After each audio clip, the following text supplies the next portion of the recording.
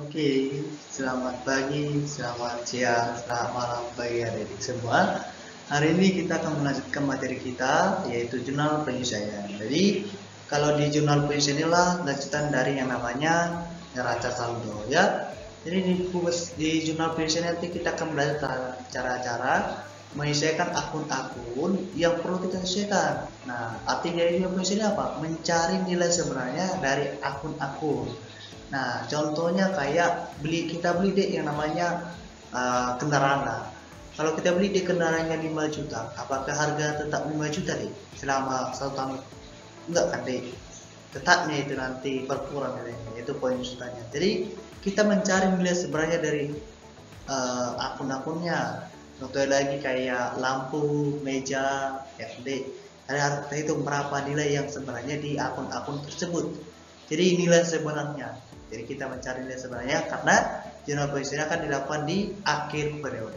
Oke. Nah, tanpa berlama-lama kita lanjut ke akun-akun yang perlu disesuaikan. Jadi nggak semua akun-akun yang perlu disesuaikan di jurnal penyesuaian.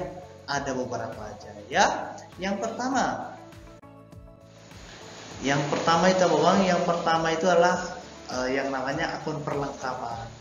Nah, kalau akun perlengkapan itu kan contohnya kayak di bimbingan ini kayak yang namanya spidol, ya kan, penghapus. Itu merupakan contoh daripada akun-akun dari namanya perlengkapan. Yuk, kita buat caranya. Nah, jadi kita hanya akan mencari yang namanya berapa yang terpakai aja.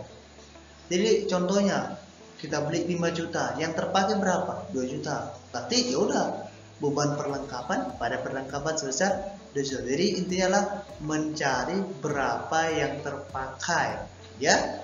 Oke.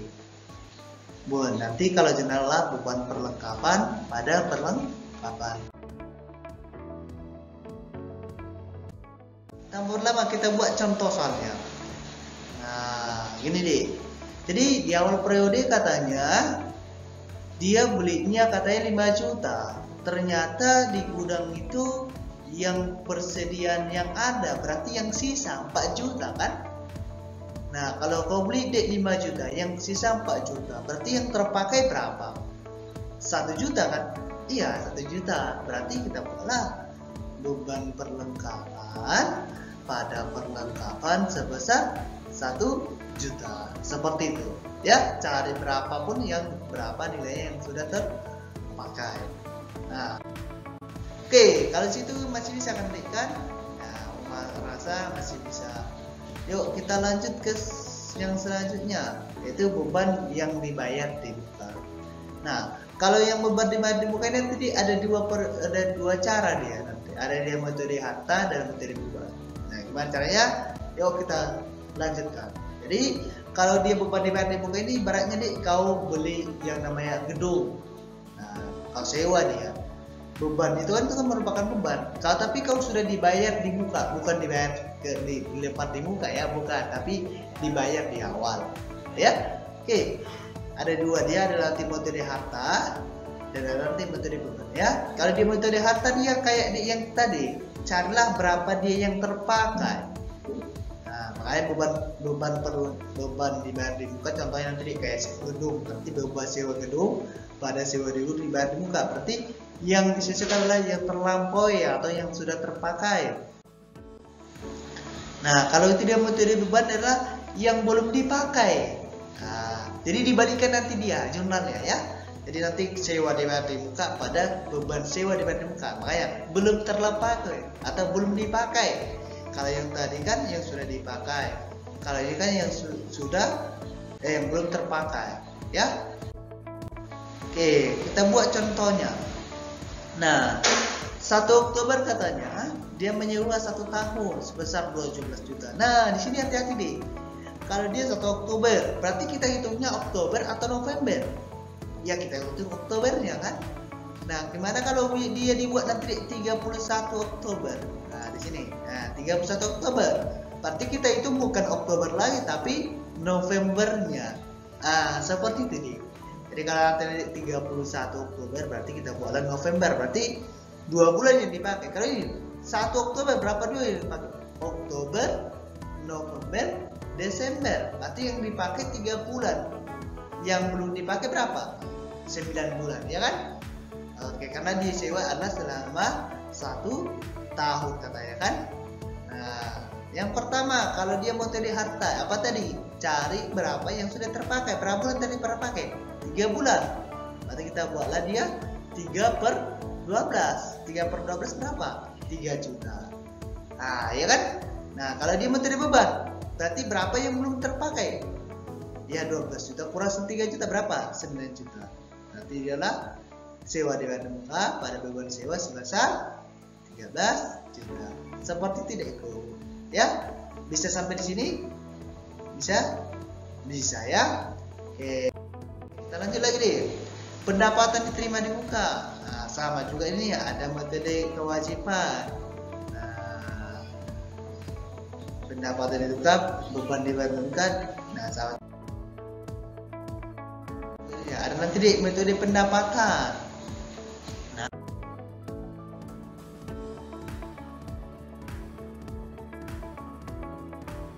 kita buat deh contoh soalnya ya. Katanya dia adalah menerima uang sewa gedung dari Tuan Ron sebanyak 12 juta. Jadi hampir sama kayak tadi.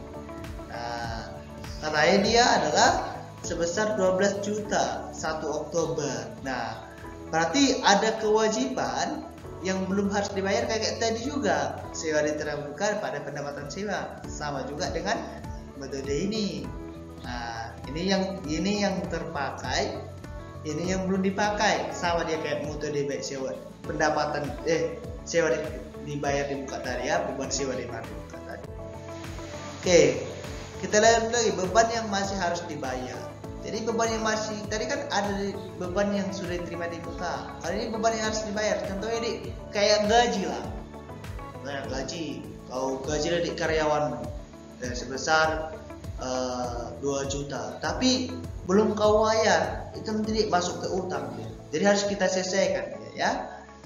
Nah, contohnya jangan sampai salah beban gaji pada utang gaji. Nah, seperti itu. Atau beban iklan pada utang iklan. Nah, yuk kita buat contoh soalnya. Nah, ada gaji karyawan yang belum dibayar 250.000 katanya. Ya berarti beban gaji pada utang gaji. Intinya berapa sih beban yang masih harus dibayar itu aja nanti. Kalau dia 250 ya udah berarti buat tadi beban gajinya 250 pada utang gaji sebesar 250.000. Seperti itu. Oke. Abang merasa bisa ya? Bisa. Nah, pendapatan yang masih harus diterima ini kayak piutang deku. Ya. Nah, jurnalnya adalah ya udah berapa sih pendapatan yang masih harus diterima dia. Jadi piutang dia. Nah, kayak contohnya gini. Belum dibayar sebesar 500.000. Jadi piutang lah itu kan deku kan. Makanya kita buat nanti di piutang pada pendapatan. Nah, seperti udah tuliskan ya, sama ini dengan beban dibayar di muka tadi, ya, sama itu ya, Dik, ya, sama dia konsepnya. Kalau beban dibayar di muka tadi ya udah belum dibayar itu kan, ya udah berapa sih beban yang masih harus dibayar dia. Kali juga berapa sih pendapatan yang harus diterima dia. Ya udah tuliskan aja berapa dia. Jurnalnya piutang pendapatan pada pendapatan servis. Oke, kita lanjut lagi. Ini penyusutan. Kayak tadi aku bilang di awal tadi kan kayak peralatan lah. Kau beli 5 juta, ya deh. Nggak mungkin 5 juta terus dia kan. Pasti dia berkurang deh. Nah, ada dia di metode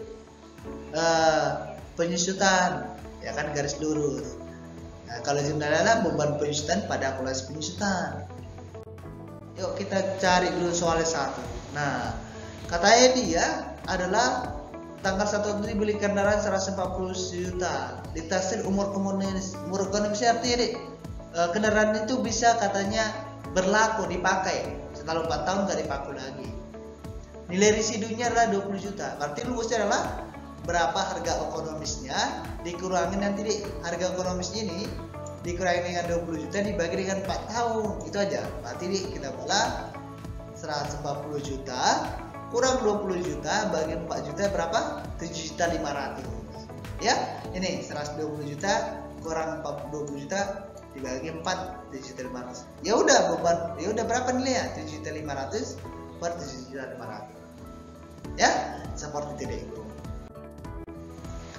Nah, ini piutang tak tertagih atau kerugian piutang, contohnya deh adalah orang berutang tapi nggak dibayarkan, jadi kayak beban itu. Nah, karena nanti beban kerugian piutang pada piutang jasa. Jadi contohnya gini, adik nih punya usaha nih, ya kan, punya usaha tapi belum dibayarkan, ya kan, belum dibayarkan. Jadi kan itu kan jadi bebanmu deh, karena udah mau kau hitung kian. Ada utang kawanku 500.000 tapi nggak dibayar dia, pinjam los lah itu, seperti itulah. Jadi kayak beban itu sama kan? Iya, makanya dia seperti itu tadi. Nah, beban kerugian utang pada kerugian utang.